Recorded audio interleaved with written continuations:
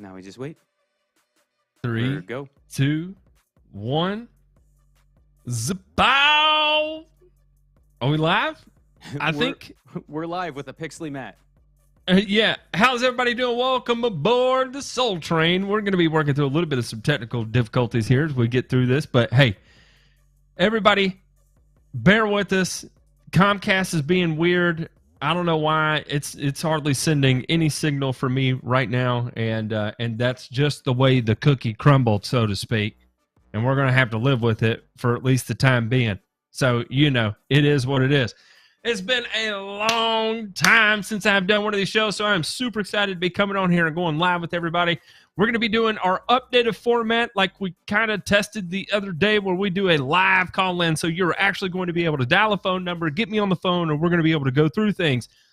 A couple of housekeeping items right here on the front end. Number one is I am human, I am fallible, I make mistakes, so therefore double check everything that I say. I may be thinking we're talking about cool season grass, and I may say something about warm season grass. I may make a recommendation for an herbicide that kills cool season grass, and I think I'm talking about something that's going to kill something else. So it just happens. Fact check me. Just double check everything that any kind of recommendation I make. It is not ingrained in stone. Like I said, I am no prophet. I am simply a mere mortal, and I am fallible, and I make dozens of mistakes. So just be careful. On the flip side of things, that please understand also that the recommendations that I make are based off my experiences. People who have different levels of education and different levels of experience are going to have different recommendations. This would just be my approach to these types of things. So again, take that into consideration as I make these. Remember, my primary career has been in the Southeast, right? So I've done a little bit over in Arkansas. To hell with Arkansas. Hey, Arkansas is not too bad. I'll give a shout out to all the pig fans out there. Whatever your mascot is, woo pig suey, whatever that means. It doesn't even make sense. But that's not what we're here to talk about. All the way to Tennessee and even over to Georgia, Mississippi, Alabama, Greenbow. Yeah, yeah. That's how it is. But like I said, so we're going to be doing a live call-in. On the front end of things, I want to go ahead and also get this out of the way, is that, believe it or not, we dug hard, we dug deep, and we reached out to people left and right and all kinds of things that I thought would be a good fit for our channel here. And I found someone that wanted to partner with us. So we've got a huge thing coming up soon. And that is going to be with Hone Health. And I'm going to go ahead and start teasing this now before kind of the big launch. But I don't know if I'm supposed to or not. Sorry, Ken, if you're watching. This is my fault, but I'm going to go ahead and throw it out there. You can go to honehealth.com/thegrassfactor. And just for $45, seriously, take a moment, take a test. It's $45. Get checked out. This is not like the other companies out there that focus on just reproductive health or just focus on pure sexual health. This is about hormone optimization. So the idea is that what changes can we make as men, and to whether that be our workout regimen or our diets or even our supplement plan that is going to increase our natural testosterone. However we need to go about that. You meet with real doctors. You take a real blood test, and they don't just test your total testosterone. They don't just test your total estrogen. They break it down into individual categories where they really dive deep into you. And then you meet with a real doctor that is going to consult with you and talk to you about the different things you may need to undergo to feel like your absolute best, right? So whether that means, do you need to be on testosterone? Maybe. Do you need to be on an estrogen blocker? Maybe. And it's all for the doctor to be able to tell you and figure out. They make things simply easy to be the absolute best man you can be.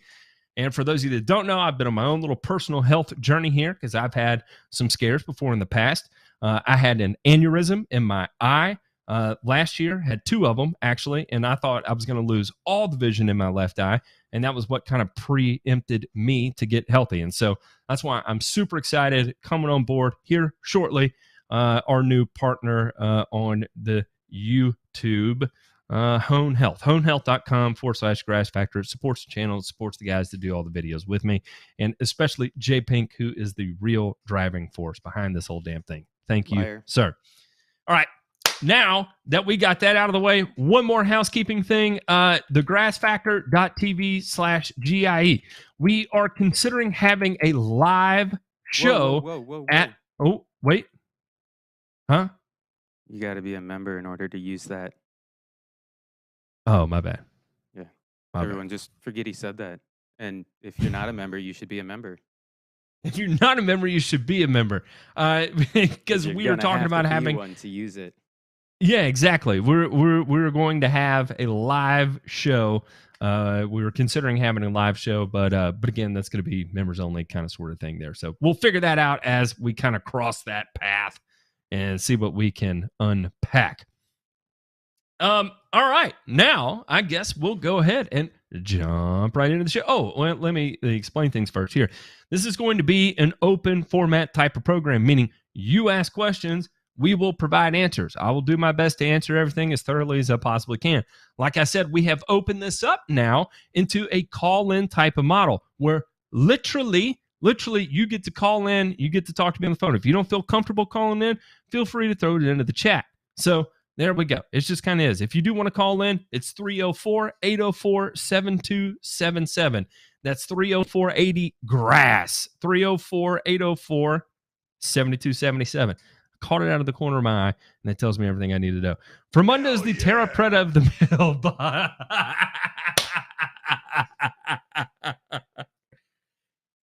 Ryan, man, I tell you what, I was having a real struggle of a day the other day, and seeing that FTP really gets me going. SVT Bill 89 says, Matt, what's your opinion on ethofumicate to control Bermuda invading St. Augustine? Also, do you think we'll see another herbicide to control Bermuda invading St. Augustine in our lifetime? I mean, strong control.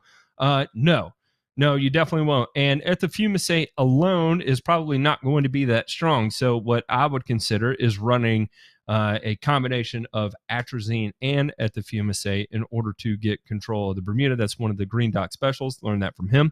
Shout out to Ray. And so it is not going to be simply enough to use ethofumicate alone. You would have to combine ethofumicate with something like atrazine in order to get that hot wallop that you're likely looking for. And that would be your strongest chance of control. There's some other things you could play around with that's probably going to cause way more damage than you're okay with to your St. Augustine. And that would be things like cethoxidem, and that's questionable at best. I would not consider that control. I would consider that suppression, and that's just the way that is. So no, are there going to be other things that are designed to control Bermuda invading St. Augustine? Absolutely not. Hell no. It's not a big enough of a market to support that type of product development, right? If there were 180 million acres of St. Augustine out there, yeah, it may be worth it to invest in that type of technology because there's so much that you could that you could sell, right? And you have to remember that to develop a product, in order even to bring it out of the market, it's going to cost millions of dollars. So there we go. Caller, you're live. We got a call. What's up, caller? What's up, Matt? Hey, how are you? I'm doing good, man. I saw you was live streaming. No, snap. I know who this is. You can act all shy and innocent over there, but I know it's Thor. Hey, I saw True Green came by and left a note on your door. When are you going to let them get started on your old TIF grant? Yeah, I figured I'd let them, sign up for their max treatment plan. Get some herbicides down, some pre-emergent as well. 2 different check boxes.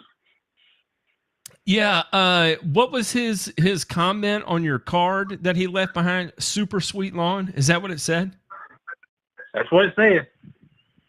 I couldn't help but wonder, how old is this guy? Like, I think about, all right, I used to sell lawn care for a living, right? Even at True Green. I've done sales at True Green for longer than I care to admit. And I remember leaving behind those note cards.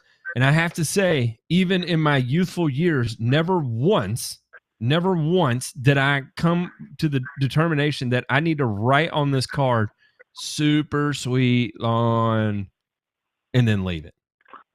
You know what I would do when I'd come across lawns like yours? I would just skip them because clearly there's nothing I'm going to be able to do to take it to any sort of next level. It's like it's peaked. It's peaked. What else am I going to do that you're not currently doing? Nothing. The only way to go from where you currently are is down. Not into it. I saw St. Augustine in Knoxville today. There is some out here, especially if you're over in Oak Ridge, you can find it. Centipede is in Oak Ridge too, in a couple places. If you get up in the lake in the Norris area, you can find some centipede up there too. Where did you see it? Hell yeah! Off of Brooks Avenue, which is in the worst part of town you could think of. So in Memphis and kind of those areas, when they developed them back when they used to be nice areas, people grew a fair amount of St. Augustine, so saw them there too. Kind of an interesting thing there. Yeah. I don't have anything to say, Matt, other than I love you and keep up the good work. Hey, thank you for calling in. I appreciate you, good sir. Yeah, no worries. All right, we'll talk to you. There we go. We got the man, the myth, the legend with the finest Tiff Grand lawn in all of America. Now, I don't know. Hungry Southerner may fight you for that title, but I think you may be winning right now. I don't know. We did have a couple questions in the chat here. T-Dot said, Ray recommended Triclopyr and Tenacity for Bermuda control and cool season grass with multiple apps. Aren't you allowed only 2 apps of Tenacity per year? I don't know the label off the top of my head, but no, I don't think you're limited to only 2 apps of Tenacity per year. I think if any of the restrictions on there are likely, you may be limited to 2 broadcast applications, but it doesn't mean you can only make 2 applications. You just can't make a blanket application. But typically what they're going to give you is like a total amount per year that you can apply. And you can get in however many apps necessary to reach that, right? So if you want to do like, 4 apps at 3 ounces per acre, which would be 12 ounces total. I don't know what the total is, but I'm just throwing it out there as an example, right? Or you could do 3 apps at 4 ounces to get that same 12 ounces if that's the total. And we got another caller. Look at this; it's already going. Caller, you live.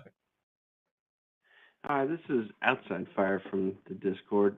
I've been helping my neighbor with his new seedlings. It's the Jonathan Green Black Beauty like shade mix or something. Put a bunch of straw down and it came in great. But then we had a whole bunch of rain for about 3 weeks straight. And so he's got a lot of fungus in there. It looks like Pythium, but there's not the white spots, so it's some sort of melting out, or I don't know what the name is for it. But is there any, and I've got all like the fun fungicides, but is there anything to spray now or just wait until fall and reseed? So let me kind of take this step by step. Number one, you will not always see mycelium growing on in Pythium presence. You have to catch it at the exact time in order to see the mycelium from Pythium. It's kind of like you also get that webbing on dollar spot as well too. But you have to catch it at the right time in order to visually pick up on that. So just because you don't see it doesn't mean it's not necessarily there. If you're unsure, of course, you can always send it off for testing. As far as do you go ahead and treat now or wait until fall to reseed? Well, ultimately, that's up to you. You have to run the cost-benefit analysis there to determine whether or not you should make that application because if he's already collected 100 pounds of seed and he's only got 5,000 square feet, why spend $80 on an application of fungicide when you're just going to be seeding it already? You've already got your seed in, you're ready to go. Why do it? But seed shortages this year. Maybe he doesn't have seed. Maybe he doesn't know where to get seed, and maybe he's kind of in a tight spot, or he doesn't have time this fall or whatever. And he's like, well, I would like to maintain as much of this as possible so I can put down as little seed as possible when I overseed. And then all right, I'll spend the $80 on the fungicide application to go ahead and get that corrected, so I don't have to worry about it this fall when I've got other shit to do or whatever the case may be, right? So if you did spray it, depending on how, and this is the difficult part, that it's hard to talk about a visual reference, right? And that's kind of where the experience portion of this comes in. And I hate to give that as an answer, but ultimately it's the truth, is that it's difficult to look at and say, yes, you should go ahead and do it because you're going to get recovery. Or at least to speak that out loud and tell you what to look for to make that recovery, because it depends. Has it been there for 3 days, 5 days, 7 days, 10 days? Well, if it's been there 3 or 5 days, then chances are you can still likely preserve some of it. If it's been there 7 to 14 days, then chances are you're probably not going to be able to catch a whole lot. Does that make sense? Yeah, I think it does. Yeah, I think we're probably at about the week stage, and it's only spots. It's not the whole thing, and it's on a decent slope, so it's not like water's puddling. Is there a particular product you recommend putting out? Like I have, Aliette and mefenoxam, other stuff like that. Is there something you'd throw out first, just to say, okay, here's $40, I'll throw it at. It's only like 4,000 square feet, something like that. So, here's 50 bucks I'll throw out, and that'll help, but maybe won't fix it all. Yeah, mefenoxam is where I would start. I've done some real crazy home run pitches of high rates of mefenoxam and azoxystrobin and propiconazole. I think I've got an old YouTube video where I was going after Pythium, and I kind of threw the kitchen sink at it, and it worked, and it worked really well. But I caught it within that first 3 days too. So I would say yes, if you're going to start anywhere, I would start with the high rate of mefenoxam. Maybe pick a portion of it, treat kind of sort of deal. Let me ask you this: does it still look active? No, I mean it's sort of constantly been raining, and it's still sort of slimy, but it's not spreading. It's sort of the stuff that's been hit has been hit, but it's not spreading as far as I can tell. Yeah, maybe it's worth it hitting a couple spots just to see what happens. But chances are, if it's already run and it doesn't look like it's spreading anymore, it may not, especially if you're going to go through a drying pattern. Is your forecast going to be continually getting rain and blazing heat by any chance? It's not blazing heat. It's like probably 80s during the day, but it's like random thunderstorms every day at like 6 o'clock. So either we get hit one day and we could be off 3 days, or we could be 4 days in a row of random thunderstorms. It's just sort of weird. Yeah, nighttime temperatures have a big effect on Pythium, more so than necessarily just daytime temperatures. So I would like 65 to 70 or so. Pretty cold. Wow, that's cold. I don't know if that would be Pythium. Well, at least not Pythium blight. If you've been experiencing that kind of rain, it could be Pythium root rot as well, which is a little bit. What? Yeah, I mean it's got all this sort of slimy character, dark green slimy characteristics of Pythium, but it's not like a typical like ring of sliminess and then okay inside for the first couple of days. It's just all slimy. Can you send pictures? I don't know what it is, but I don't have any on my phone. Oh, come on! I'm just kidding. This is a radio show. What are you talking about? Listen, we're in the 21st century. Are we in the 21st century? We're in the times now where we can take things and put them up on screens so people can look at them. Yeah. So, and if you kind of want to catch all, if you got azoxystrobin, tank mix your mefenoxam and azoxystrobin, hit a couple spots and see what happens. I'd be curious, just purely from a total random throwing darts at a dartboard kind of perspective. I'll do that. Thank you very much. Yeah. Thank you for calling in. All right. All right. Couple questions here. I saw Nicholas Jasmine ask how to remove St. Augustine out of Bermuda. Drive quinclorac will get it. Monument trifloxysulfuron will get it. Those two would work great. Probably something like Tribute With tribute total might. It may not work exceptionally well. But yes, either of those will, especially if you combine quinclorac and a monument, that would just absolutely roast it. So yeah. On the same Bermuda control, is there anything to spray on zoysia to take out the Bermuda? Yes, there is. You're looking for over the top, and the active ingredient is going to be. Oh my goodness, I'm drawing a blank. What is it? Ornamec over the top is the product, but as far as the active ingredient, oh my goodness. Oh, here's the label. Somewhere around here's the label. Flazafop. There it is. Boy, I'm rusty. I haven't been doing this long enough. So again, we're doing this as a call-in show. So, you can feel free to call in. Call in at 304-80-GRASS or 304-804-7277. And we'll get you on here. Listen, I don't bite. I don't yell at everybody. I just yelled at him because he didn't have any pictures on his phone. Caller, who's this? Caller!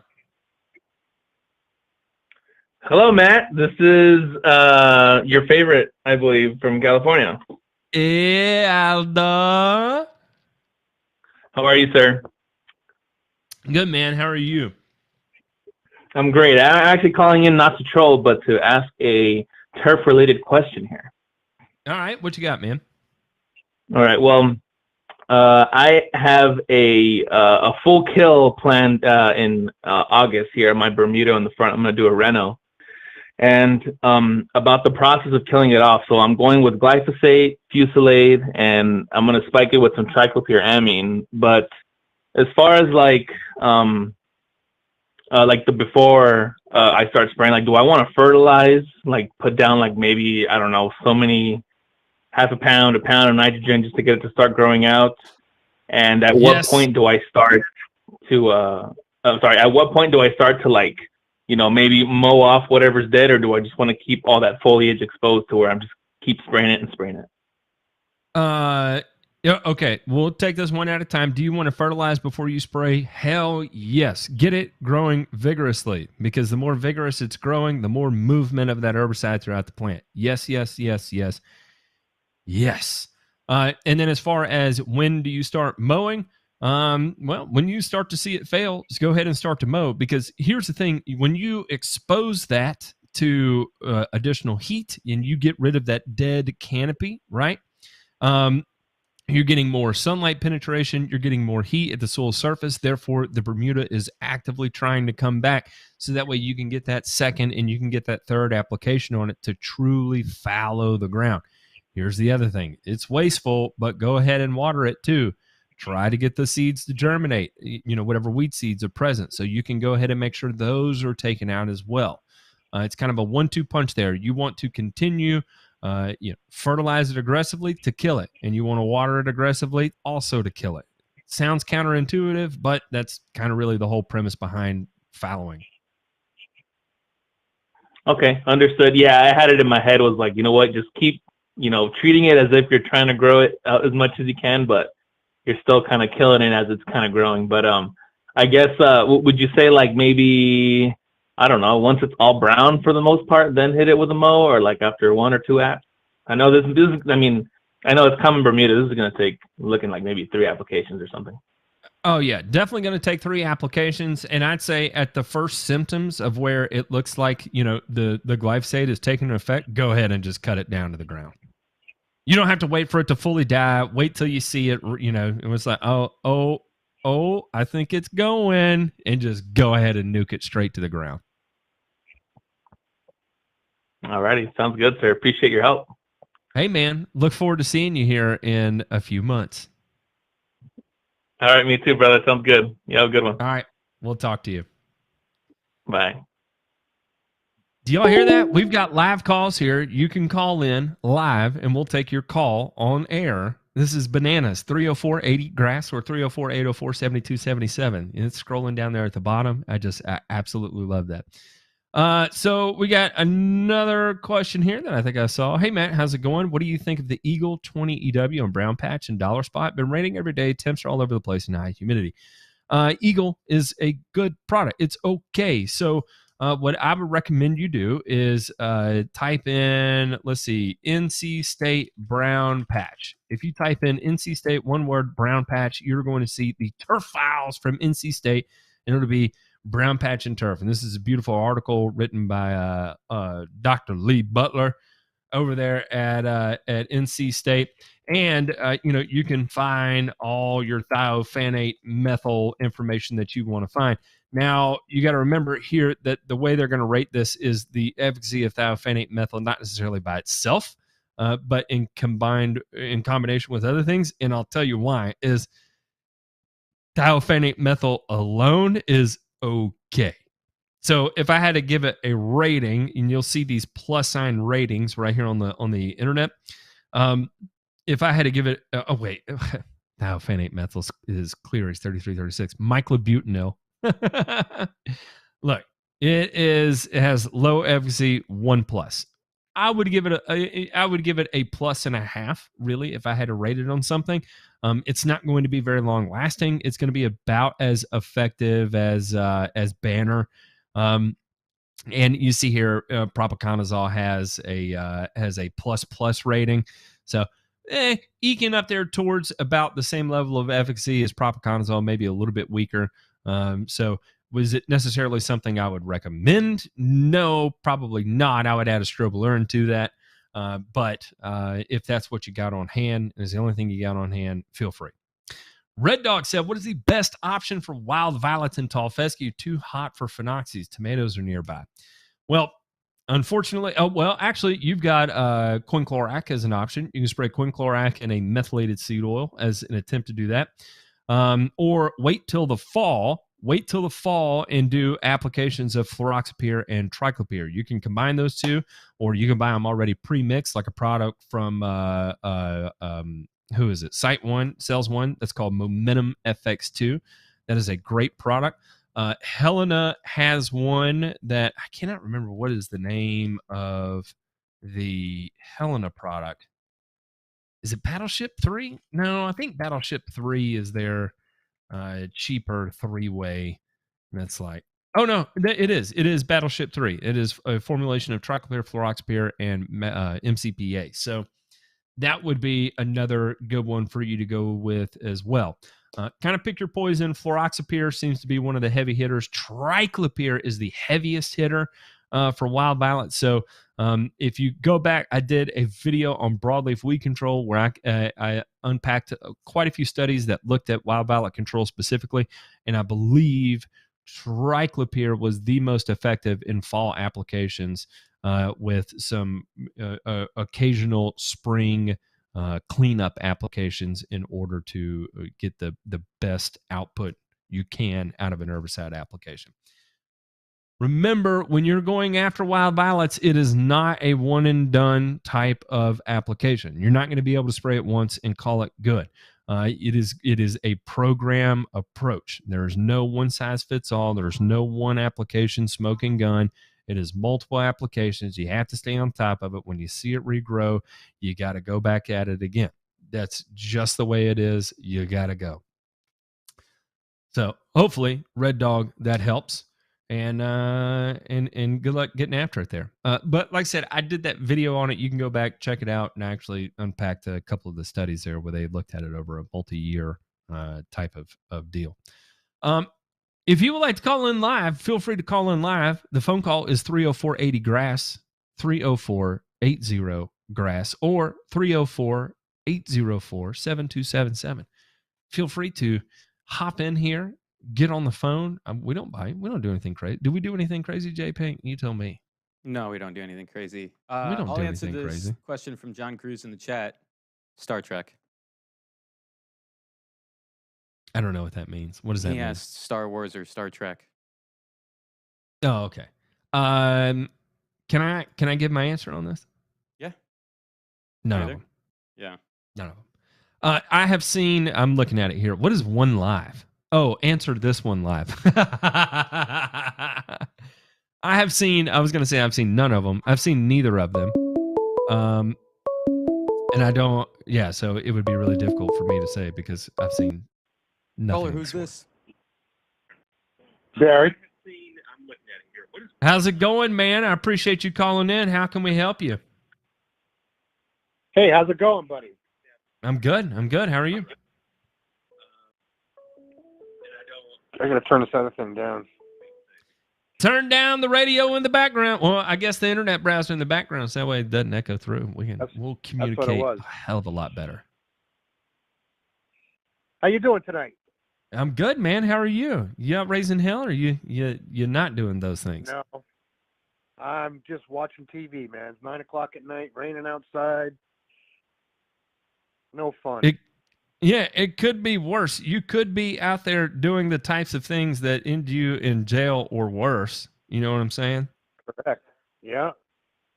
This is true. I try We not don't to need do those go there. things anymore at my age. Me too. I don't know how old you are, but I'm probably I'm older than pushing you. 60, brother.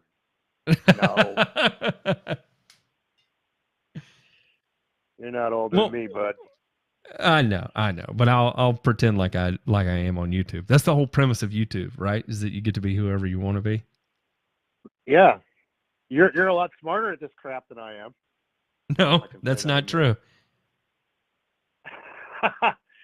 Hey, I asked you a question a little while ago about Eagle 20. Yeah. It also says in the directions on that stuff you can spray it on apple trees. Yes. Now, is that the edible kind of apple trees or just the crab apple kinds? It didn't specify in the jar, in the bottle of it, on the label. I've been trying to read it on the internet. So that would be the edible apples. You can do that. Okay. Sweet. Now, what you'll see is that there's going to be a section label that talks about how long you need to wait before you can eat those apples. So it'll be like, it'll be like 4 weeks prior to harvest or whatever the case may be. Just pay attention to that. Follow that, so that way you're not consuming a whole bunch of myclobutanil when you go to eat those apples. But yes, by all means, you can eat the apples, or you can spray the apples with myclobutanil. Okay, man. Believe it or not, pretty much everything we see in the turf world is a hand-me-down from the agricultural world. And so that's where it's primarily used, right? Like, if you think tenacity is used a lot in the turf world, you should see it in the corn world. It's super popular in the corn world. Everybody's getting out there early prior to tassel, lighting up their fields with tenacity. To kill weeds? All kinds of stuff on corn. Yep, absolutely, as a weed control. Wow. So, yeah, if you really dive into a lot of these labels, or you search by active ingredient, right, and you find a corresponding product that sounds real funny to you, like I was just looking over here. There's one for an agricultural version of myclobutanil. It's called Rally. Right, Rally. That's, sorry if I said that like a redneck, but Rally would be the agricultural version, and that you'll look at that label and you'll see it pertains extremely hyper focused towards agricultural types of uses, right?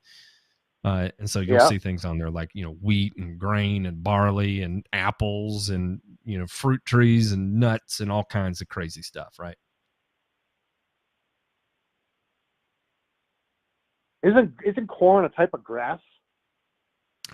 Not necessarily, no, but it is a C4 plant. And so that would be its photosynthetic rate, which is most similar to a warm season grass in terms of comparison. So no, not necessarily a grass, but it is a C4 plant with a very high photosynthetic rate. Okay. Is that it? Is that all you got, Barry? We gonna arm wrestle or what? I'm in Massachusetts, so I'd love to arm wrestle you, but I can't read. Where are you in Massachusetts? Near Springfield, Worcester, right in between those two cities. I have no idea what that means, but it sounds great. It's all Boston Canada on to the me. coast. Is that No, is don't that is say that Cape is Come that on. Cape Cod? Are you in Cape Cod? No Cape Cod here. Okay. We don't Okay. park Yeah, our cars here. I had a truck driver deliver something to me at work the other day, and he was wearing a shirt that said "masshole pissa offa," like right across the front of it. Says it had a bunch of like clovers and stuff on it, and I had to ask him. I was like, "Man, are you from Massachusetts?" He's like, "Yeah, I'm from Plymouth, born and raised, and I'll kick your ass." I was like, "Okay, nice to meet you, buddy." He was actually That's super how they nice. talk So it out was, that way. I know, it freaked me out. I was like, boy, I'm not used to hearing those accents around here. There's a I'm bunch not of. used to hearing them here. It Well, kind of Barry, I stops when you get appreciate to you calling winter. in, sir. It was good talking to you. I've seen your name over Nice in the talking to chat you. for years now, so it's good to finally talk to you, sir. One of these days I'll have to meet you in person, and then You'll we'll have be a beer. really unimpressed. You're gonna be like, this tall, fat, bald guy takes up a lot of Nah, come on. space, and he drinks entirely too much Nah. tequila. You help a lot of people. I'm proud of you. Well, thank you. I I try. wish Carbon I Earth worked out better for you, but the next one will be better. Yeah, that's right. Maybe You know, one day. it will be. We'll see. I'll be patient about it, and I just don't want to rush into any of the same situations I did the first time around. Yeah, well, you learn the first time now the hard way, Yeah, but I gotta that's how it say, goes. that's how I learn best is the hard way. I'm very Me good too. at banging my head against iron and then wondering why the hell it hurts so much. I hear you, bud. You know, it's just the definition of insanity is, right? Yeah. If you look deep into it, you'll see Matt Martin somewhere in that definition. No, insanity is doing the same thing over and over again, expecting a different result. Yeah, that's my call sign.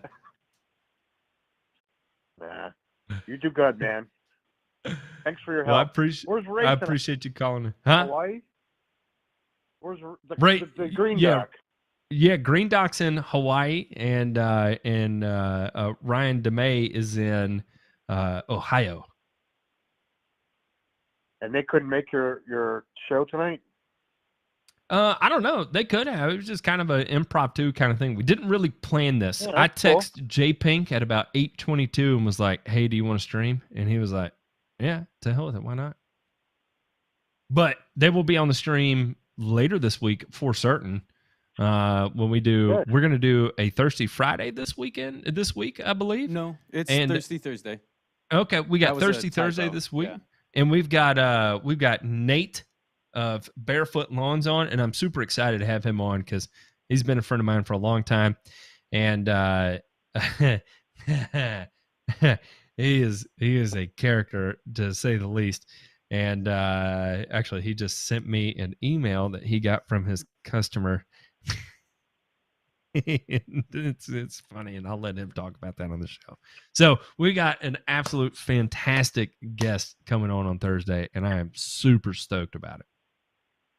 Nice. All right, then. I'll talk to you maybe on Thursday if you guys are taking call-ins again. Yeah, we'll see how it plays out. I appreciate you calling in now. It's good talking to you. Nice talking to you too, bud. All right, we'll holler at you. Have a good night. Yep. You too. Look at that. All right, Michael Cook here said, never seen so much damage from Japanese beetles on rose bushes. Suggestions on wiping their asses out? Yeah, permethrin works great. That's always what I did. The Lawn Stripes recommended 7. Yep, Carbaryl works really well too. Just make sure you're doing high volume applications. Don't get out there and try and do, like a little really light mist kind of sort of thing. And we got another caller. Caller, you're live. Hey, man, this is SVT Bill calling. What's up, dude? How are you? What's up, man? Hey, so I have a question now about Virginia buttonweed in San Augustine. Okay. We have had a ton of rain this year in Texas, so the Kalinga and buttonweed is trying its hardest to take over. My instinct is to spray with MSM turf and some sulfentrazone on the side and kind of mix it up to make something like blindside. But I remember from your MSM video, you were saying that might not be such a good idea with the high soil pH in Texas. Yep. Yeah, so what other kind of herbicides would be good to go after it? The Virginia buttonweed's pretty stubborn. It is stubborn, and you're dealing with mostly Bermuda grass, right? No, it's all St. Augustine. All St. Augustine. Oh boy. Except for the Bermuda that's invading. yeah. There's a reason why people call that alpha grass. You should go ahead and embrace it and just nuke all the St. Augustine. All right, so I'll tell you, it's not going to be easy because there's no real surefire approach to doing this. Hey, I want to look at a label real quick. Do you use any Avenue South? No. Avenue South is going to it's going to cause a little bit of discoloration and some damage. It has sulfentrazone and a relatively unused active ingredient called panoxalam, which has an outside name. I can't remember what it is, but it's something like Stellar or some cheese ass name like that. But it contains panoxalam, sulfentrazone, a fraction of 2,4-D, and some dicamba. It is labeled for Virginia buttonweed control. Again, just kind of expect a little bit of discoloration when you use that product. So I would look into that. It's actually relatively cheap too. Avenue South, that is. If you need a kicker on top of that, of course, you can always throw a little bit of Celsius into the bunch. But make sure if you're using Celsius, you're using a quality surfactant. Like really, MSO or not necessarily an MSO. You can. It's probably a bit hot for that. I would just make sure that don't use the Dawn dish soap, which isn't necessarily a bad thing, but I would try and use like an actual real surfactant instead of just like a dish soap squirt kind of sort of deal. Right. But that would be only if you need it. Now, here's the other thing is that it's probably going to require multiple applications. I believe there's another one labeled called Change Up, which is a New Farm product. New Farm has been working real hard on these. Let's see. Yep, it is labeled for St. Augustine. It actually contains fluroxapyr. And fluroxapyr is actually the active ingredient that has the greatest efficacy on Virginia buttonweed in my experience. No, it does not contain fluroxapyr. Yeah, it does. Okay, I'm right. In my experience, and this is just totally my experience, the most success I've had controlling. In fact, I used to spray it on Bermuda. I would spray Momentum FX2, which you're not supposed to spray on Bermuda. I would spray it on Bermuda to get rid of buttonweed because it was just so damn effective. Now, Change Up is a phenoxy herbicide, kind of similar to the combination of Avenue South too. So here's another thing. If you're dealing with high pH water, it would be a time to go ahead and consider buffering your spray tank down, bring the pH down to make these products a bit more stable. So if you brought your spray tank down to like a pH of 5.5, you're going to get much better efficacy out of these products than if you're dealing with water that has a pH of 8, if that makes sense. Right. Yeah, no, yeah, definitely. All right, man. Well, I mean, that pretty much covers it, dude. I really appreciate the response. Yes, sir. Absolutely. Thank you for calling in. 10-4, take it easy. All right, we'll see you. All right, we got Ben Worthman who said, Matt, was the best way to get bent green renovation back on track after it's consumed all your resources, resulting in burnout, divorce, and a really kick-ass drainage system.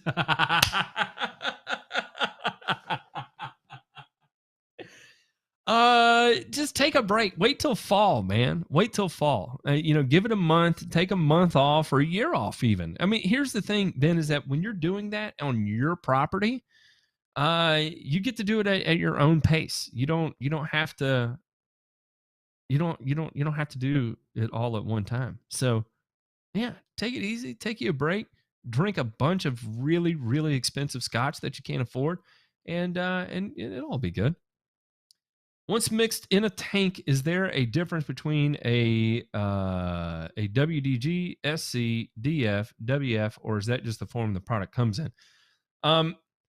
Yes, there is a difference. So it depends on it. Yes, it is different based on how they suspend that material in the tank, right? So, yes, technically, you're just buying it as a concentrate, right? That you're going to be using, and so once it's in the tank, yeah, there's going to be some slight variability, but you're picking at the most minute details, right? Like, oh, this one's using this as a suspension agent, and this one's using this as a suspension agent, and so that's why you'll see the way that they do these different, you know, dry flowables, water dispersible granule, suspended concentrate, right? It kind of just depends on Caller, you're the live. code that they use. What's up, caller? Hey, how's it going? I'm good. Who do we have the pleasure of speaking with? My name's Sean. Sean, thank you for calling in. How can I help, man? Hey, so I started, just moved into a home, and then the builder had basically left me with a pile of dirt and sticks in the yard. So I kind of started from, what's that? I said, oh, Lord. So yeah, so it wasn't, I was actually kind of, then when I saw what they did to my neighbor's yard, who actually paid I think they charged $7,000 to do your yard for you, I was actually kind of glad they left. I didn't pay for it, because it turned out horrible. I kind of just been learning about it and been kind of watching your channel. And I just wonder what your thoughts were on the, like the Jonathan Green products, where they say not so much of feeding the grass, but treating the soil. To me, logically, it makes sense, but I don't really, I don't know anywhere near as much as you are. And I was just wondering what your thoughts were on those products. Yeah, so inherently, is there anything bad about them? But I will tell you that the marketing message that goes into it is a bit of a stretch, is an understatement, right? So basically, there's nothing novel about their products. They just take things that other people manufacture and put their label on it and sell it for a little bit more expensive. And that's fine. It's a totally fine business model. They do it in the pharmaceutical industry. They do it in all industries, right? You go to the organic food section, how many of those are just rebranded labels, right? That you're buying that someone else grew that's sold under 4 or 5 different labels, right?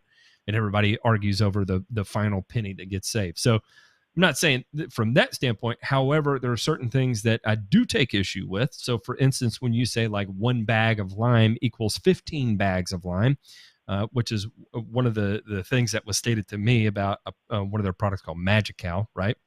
And so I actually reverse titrated that to see if there was any additional liming power out of that product. Then, and I did this on a YouTube video, and I remember watching it.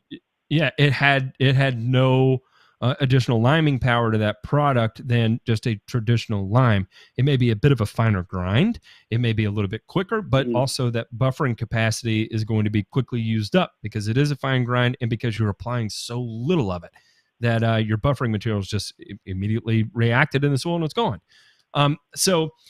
And I think that kind of moves into the next topic of feeding the soil. And what exactly does that mean, right? That is a buzzword right now that, and I'll be the first to admit that when I got out of school and thinking I am like turf manager extraordinaire, right? And then I thought I had unpacked the whole next pioneered level of turf management when I started taking a soil first approach, right?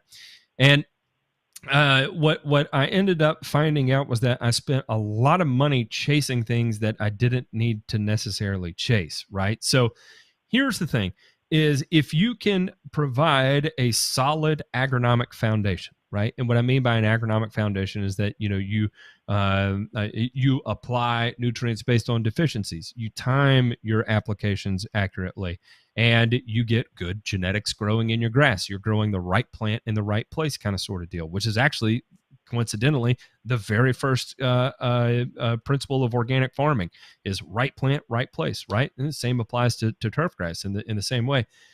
If you do all of those things, there is absolutely zero benefit to applying some of these extraneous types of products that feed the soil, right? There's no reason to apply bacteria, because what happens is that you're throwing off the natural homeostasis that actually is taking place in your soil.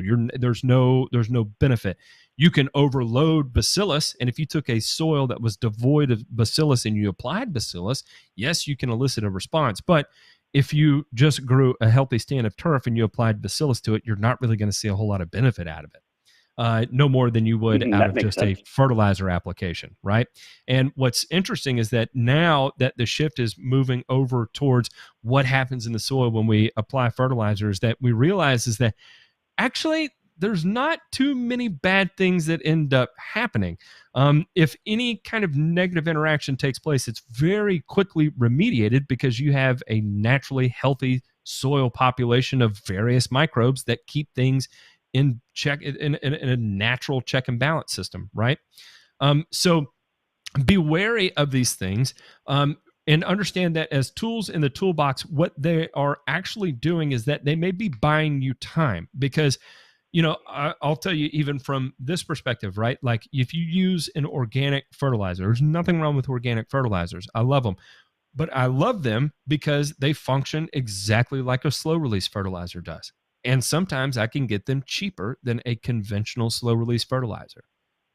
I like it from a marketing perspective because it looks better, right?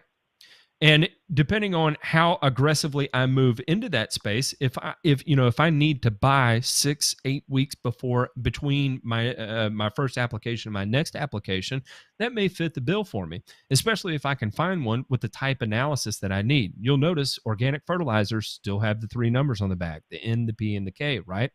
Because at the end of the day, whether it comes from organic or it comes from conventional sources, the plant has no idea what the difference is.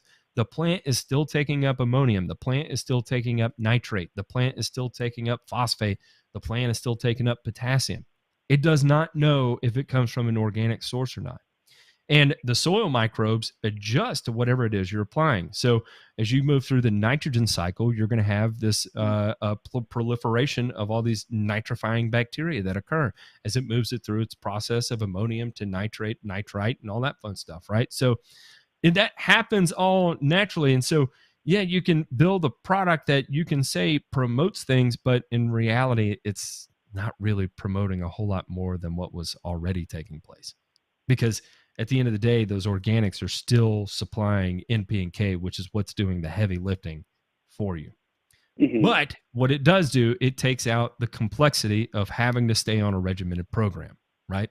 Because the duration of release from those products is so long.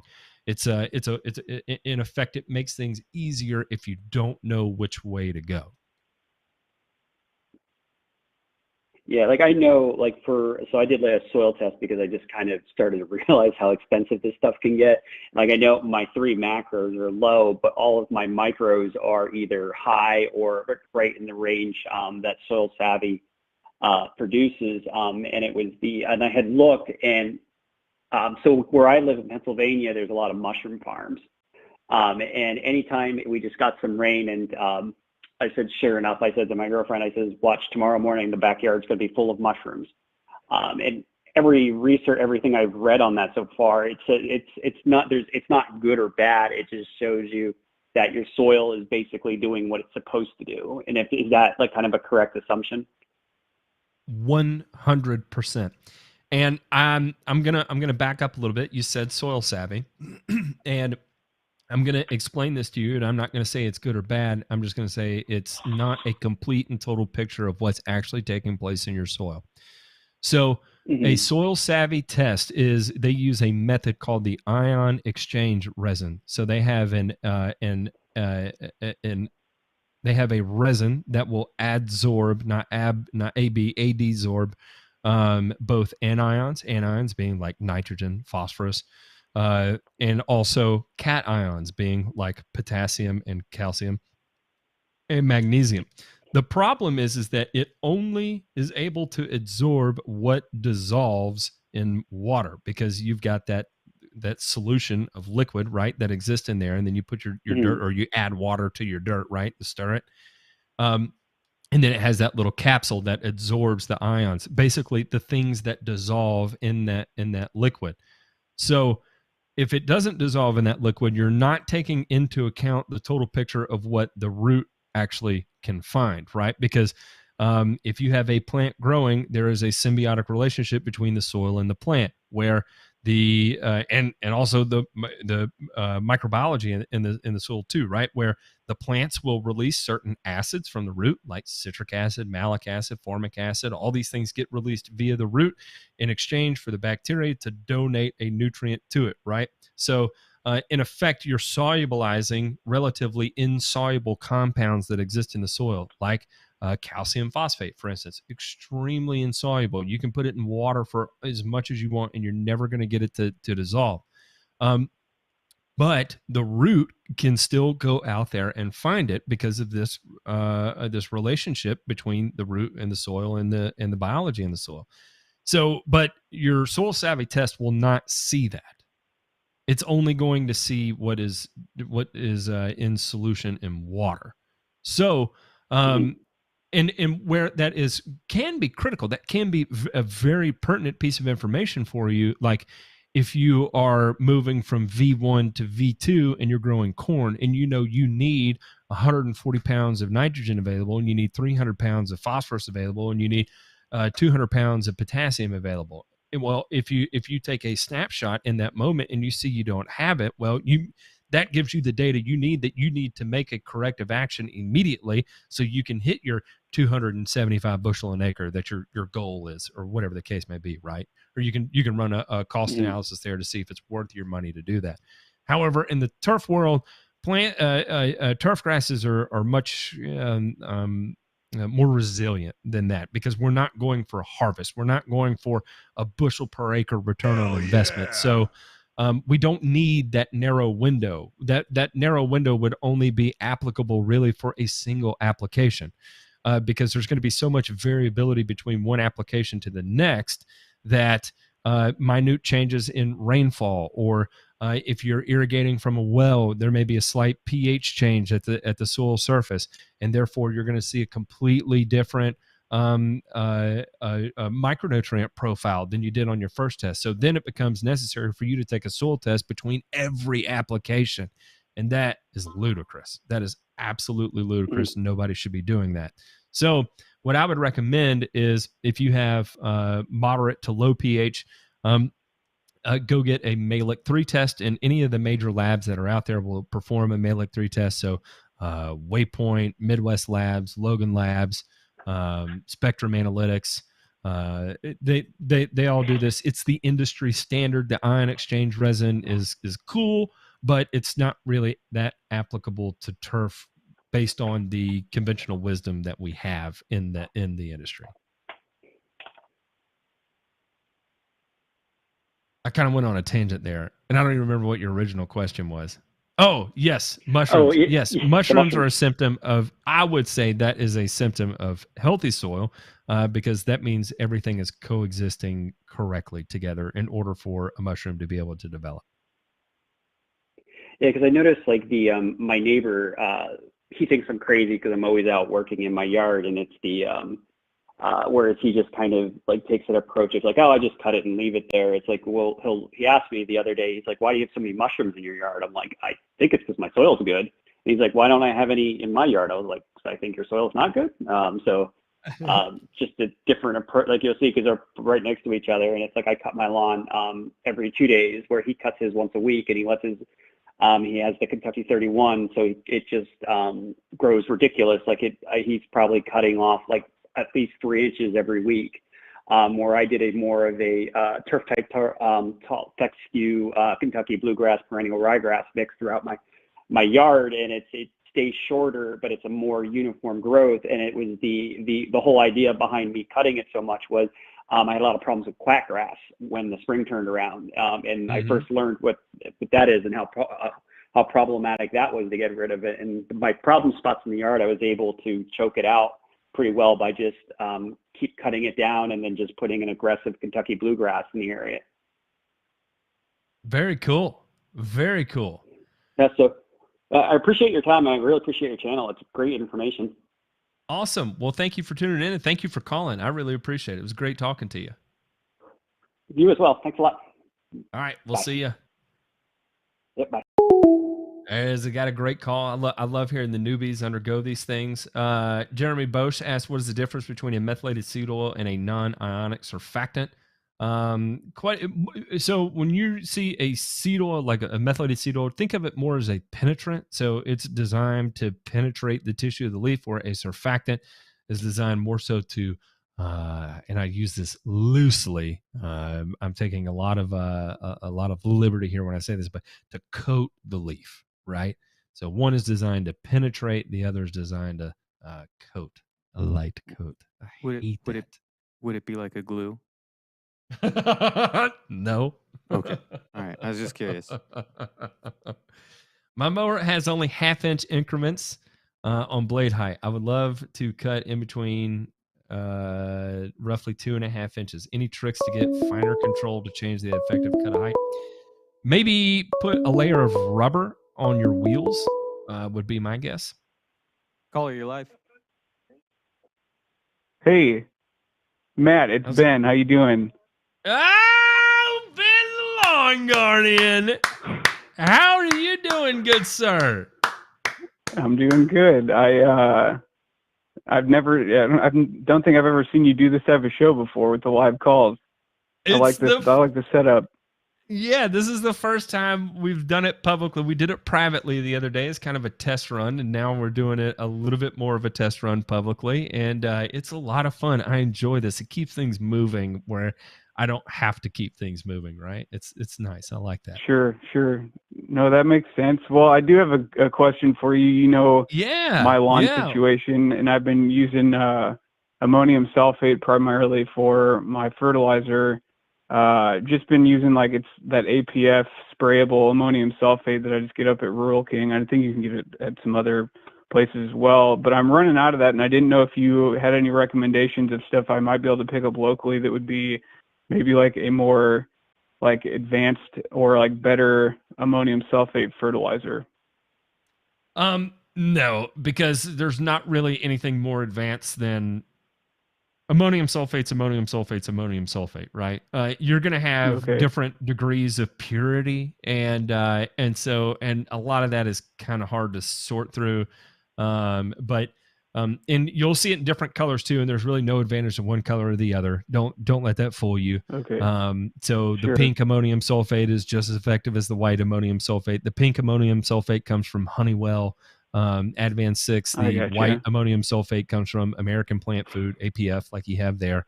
No, I mean, if you're gonna kick it up from there, really the only thing you're gonna do is add a nitrate to it, like maybe add some potassium nitrate or something. And you can get that in soluble forms too. That's a shameless plug, but I kid. Yeah, so really that would be the only thing. There's not really a whole lot you can do with ammonium sulfate to manipulate it, right? Maybe if you were going through extended periods of really wet weather and you were super concerned with loss, and you're applying and you feel like you're losing all your nitrogen every time you apply, then you can go with something like UMax. As a or any kind of denitrification inhibitor that contains a combination of dicyamide and N-butyl thiophosphoric acid, NBPT. That's if you're like super worried about things. But in actuality, if you're doing foliar applications, kind of in between here and there, and you control the irrigation after the fact, no, there's no real reason to do anything different. So that's one thing I was curious about. I didn't know if that type of I didn't know if that sprayable ammonium sulfate was actually foliar, or if it needed to actually get watered in to be taken up.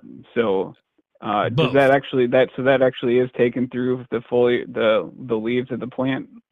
Yes. Okay. Yep.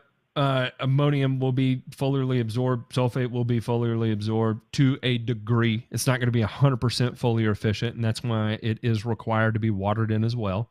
You're not bypassing the need to water it because you got to remember, once it's dry on the leaf, it ain't magically getting into the leaf no more, right? So Sure. whatever's taken in during that time, you're done, and then you water it off and let the roots take up the rest. I got you. Well, traditionally, I've been kind of watering the grass beforehand, just short to get the leaves wet, and then I'd spray, and then I'd pretty much immediately water it in. But the last time I applied it, I did a night application and let it sit overnight, and then I watered it in the next morning. It was just something I just tried just to see, just for grins, I guess. So, because I always thought it had to be watered immediately, and so that's what I was initially doing. So. But I asked about dependent. It's totally rate dependent because ammonium sulfate is a little bit higher on the salt index scale of things, right? So you can get a little toasty with it, but if you're somewhere around like 1/10 of a pound, all the way up to say like 0.25, you don't need to water it in just immediately, but I would say within 24 hours, any kind of potential discoloration that may occur will correct itself.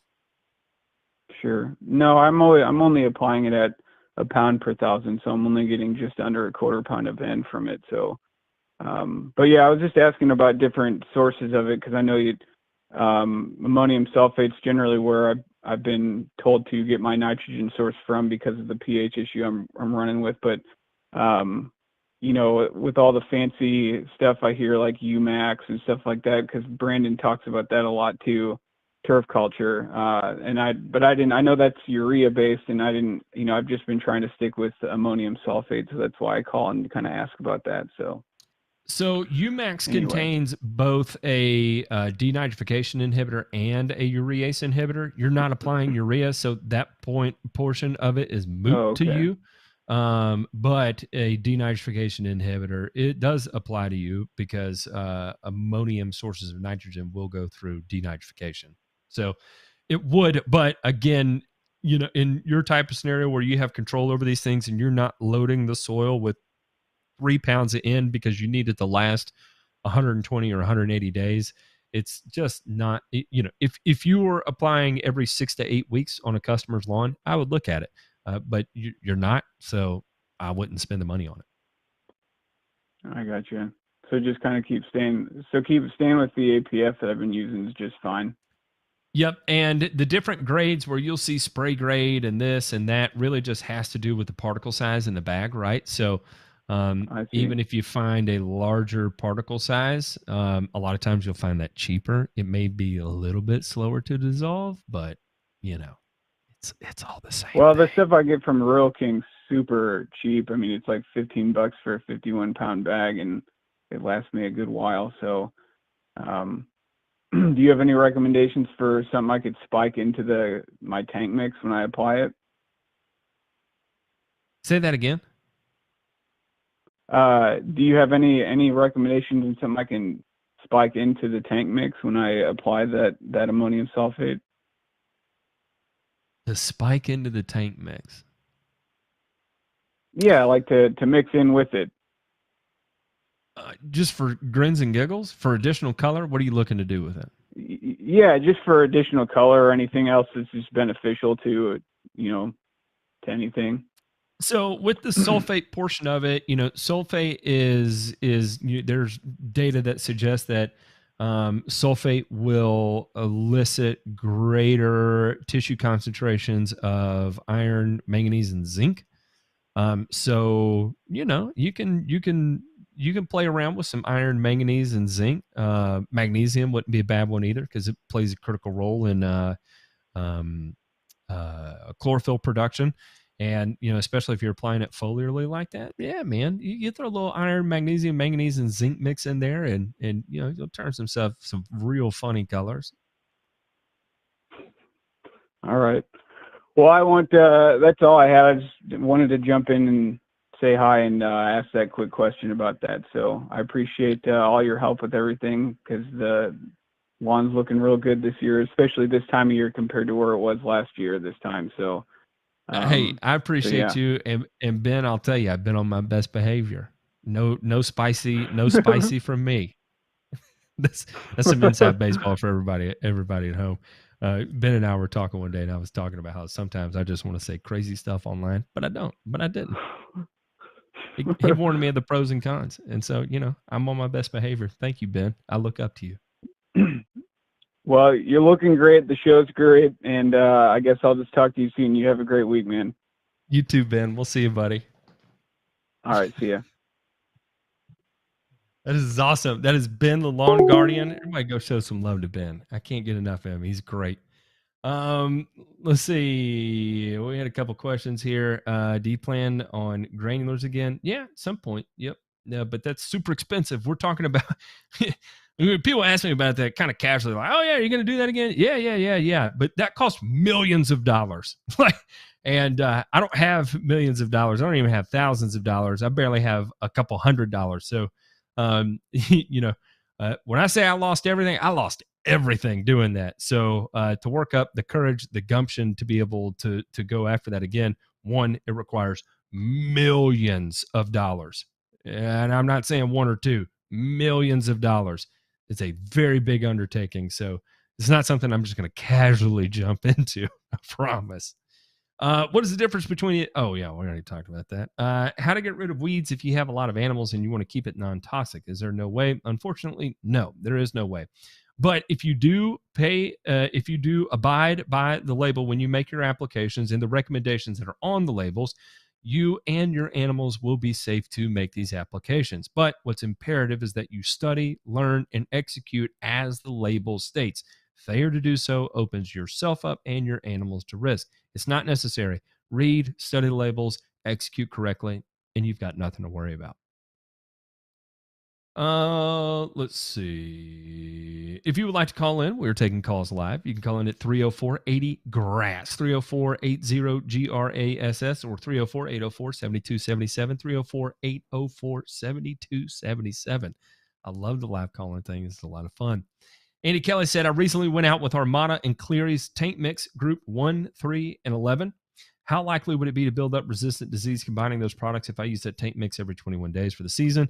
Very unlikely. Those are three distinct mutations you have to make there, and I believe Cleary's is pretty good against defending against that, so you're good. Caller, you're live. Hey, buddy, I got a call about spurge. What you got, man? Tell me about it. You want to kill it? What kind of grass type? Where you at? All right, Matt. Hey, Dallas, Texas. I've got Bermuda, and I've got a little bit of spurge, and I've got a little bit of sedge mixed in. So I'm looking at, what am I looking at? At Blake Cap, it's 95 degrees. What do I need to do? Okay. So, and you've got Bermuda grass, right? Yes, sir. All right, so we'll give you a couple different options here. Your mileage may vary in terms of cost, but these will all be effective applications, right? So, number one, you can go out with a product like Monument and spike it with a little bit of 2,4-D. And when I say a little bit of 2,4-D or a three-way amine herbicide, I mean like 3/4 of an ounce, half an ounce per 1,000 square feet, so way under label rate there. And then run just a generic 2,4-D. Either a generic 2,4-D or a generic 3-way would even be better. That has a little bit of dicamba and mecaprop in it. So yeah, a small, just a little splash, a little kicker of 3-way and Monument trifloxysulfuron. You could probably get away with sulfentrazone, and you'd probably have to run a little bit of a higher rate of a 3-way there. So you would probably have to run like 1 ounce of a 3-way, and then somewhere around 6 ounces per acre of your sulfentrazone. That would work. You can do a combination of metsulfuron methyl and halosulfuron Oh, wait, you're in Texas, so I probably wouldn't spray MSM. So let's go back. You can probably do like Speed Zone. I have no trees. Okay. And a little metsulfuron methyl and a little halsulfuron sedgehammer. That would work as kind of a one tank mix, two weed cleanup kind of approach too. Okay. Can I do a follow-up question? Yeah. So let's say I have some trees. I'm just sitting in my backyard looking at my neighbors, and I'm seeing some elms and I'm seeing some oaks, bunch of oaks. So in their yard, what would you just like, not blanket spray, but just kind of spot spray, just a little, just give it a little kiss. Would you go? Can't go MSM. So no, I would just. It's Bermuda as well. Yeah. Yes, sir. Yeah, so I'd run a 3-way, a low rate of 3-way, probably something like an ounce per 1,000, something like that, and you'll knock down some broadleaf weeds. Yeah, in effect, as long as you're keeping metsulfuron methyl off, then you'll be fine. And wink wink nudge nudge, make sure you get permission to do so. Right. Yes, Wink sir. wink nudge nudge. Oh, yeah. I'm not looking to take over the landscape industry. I'm just trying to help them, but also save their trees and keep those in the house. And but yeah, I mean, but they're talking, they're out there looking at, let's just get a Home Depot product or HD, let's just call it a functional product. Let's just spray it out all over. And I'm like, no, let's not do that. Hell yeah. And so, I mean, because I'm just trying to keep it, So what would you do if it was your house and you hate mowing and you hate weeds? So I would probably spray it with. I would still put pre-emergence on it, and then I would spray it with the 32 ounces per acre of glyphosate every 30 days or so. That's exactly what I told them to do. I love you, Matt.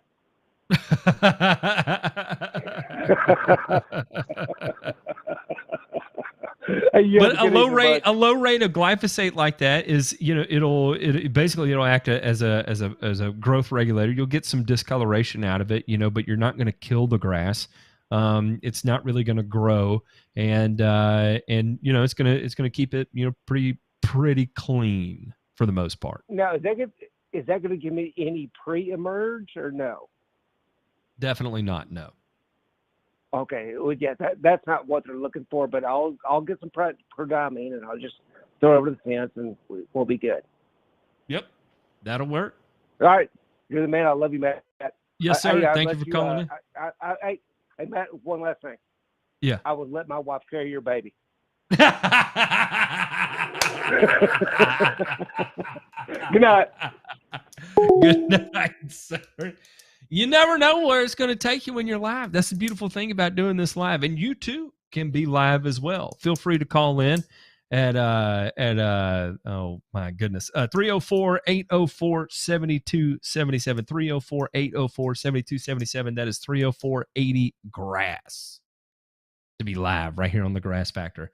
I saw a couple of questions coming in here. Going to try MSO and torpedo grass next. The surfactants say you seem to bead off the leaves. Yep, that would probably be a decent one to try there. Is KNO3 or SOP better K source in high pH soil? Really pick your poison. It depends on if you want to apply granularly or liquid. Well, not necessarily. It depends on, do you want to apply just potassium or do you want to apply nitrogen and potassium? Because that's what you're getting with KNO3, right? And actually, you can apply KNO3 granularly as well, too. So that's why I was kind of stepping back from that. But, just pick your poison there, throw darts at a dartboard because they're both going to function about the same. I'm in the South and just started a lawn service. What is the best organic weed killer? There is none. Also curious on a safe organic fertilizer for a variety of yards in New Orleans. Hope that helps. If you go back, Kingston, in here, you'll see where I talked a lot about organics and what exactly that means and what you're getting into by doing that.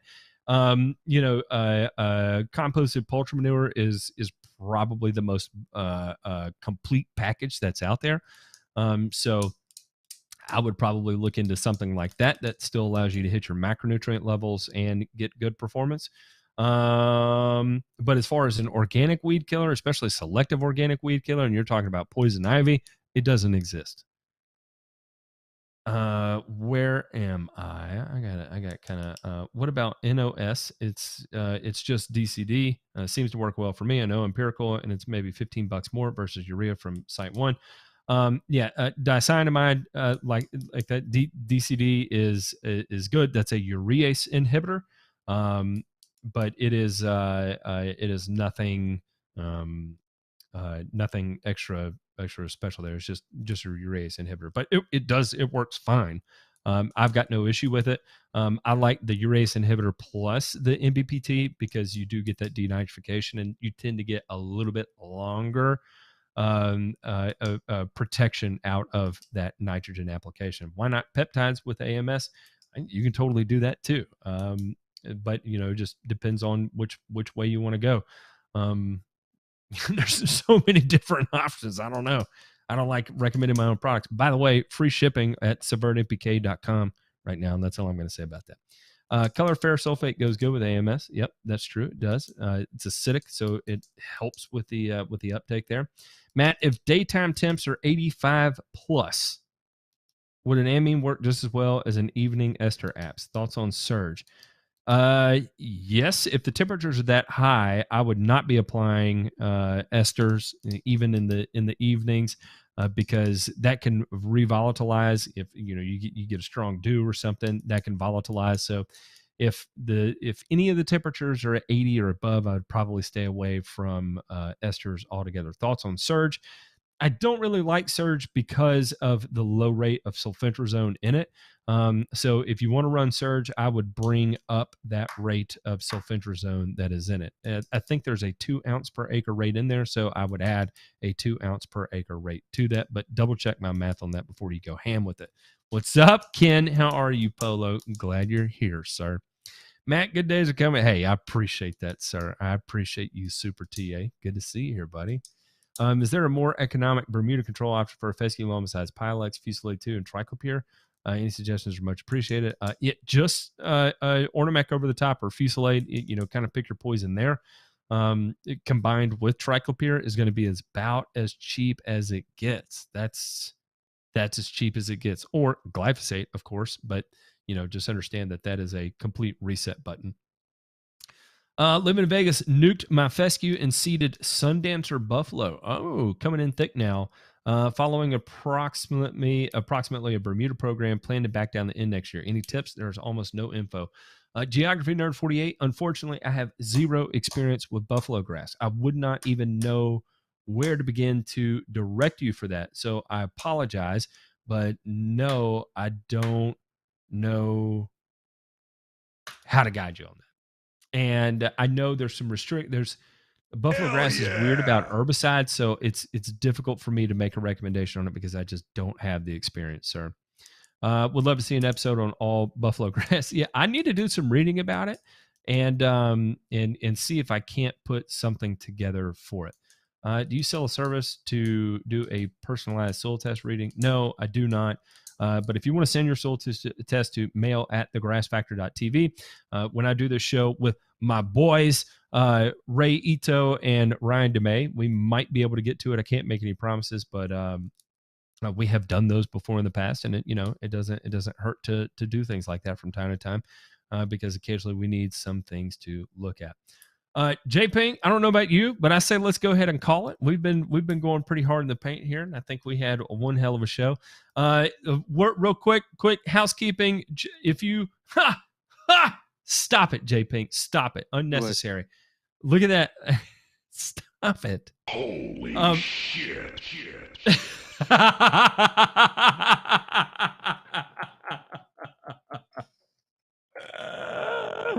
That is funny. If you didn't hear that, rewind that and listen to it again. The sound effects were absolutely stunning. If you want to support the channel, Go to honehealth.com/thegrassfactor. Get your ass in check for $45. Get your hormone panel done. Find out what you need to do to become the absolute best man you can be. You got to remember, I'm a business owner. I own multiple businesses. I work my ass off. I work 80, 90. I work so many hours sometimes it's like I'm not even at home. You can ask my wife. She's there in the chat. Hi, sweetheart. Asami Ward, that's my wife there. It is like I'm not even home. How do I get it done? I take care of myself. I've been on a personal quest of health, of becoming the absolute best man that I could possibly be. And you know, honestly, what some of that means? Some of that means taking less time off work and putting more time into becoming as fit as I possibly can. Mental health, spiritual health, physical health, they all coincide. And that's where I am. That is exactly what I'm working on this year. You can go, man, this is funny. Go to honehealth.com/thegrassfactor. Support the channel, support the other guys that are going to be coming up later this week, and get your ass in check. Let's get out there. Let's get some fucking miles in. Who wants to go run with me? I love to get in a good 4 miles on Friday, Saturday, Sunday kind of sort of thing. And I just feel better the rest of the week. I'm down 50 pounds. I feel awesome. You too can undergo this journey. We can do it together. That's all I'm saying. We can get on this, do this shit together, and be badasses. That's all I want. Thank you, everybody, for tuning in. J Pink, thank you so much for helping out. And we'll catch y'all on Thursday.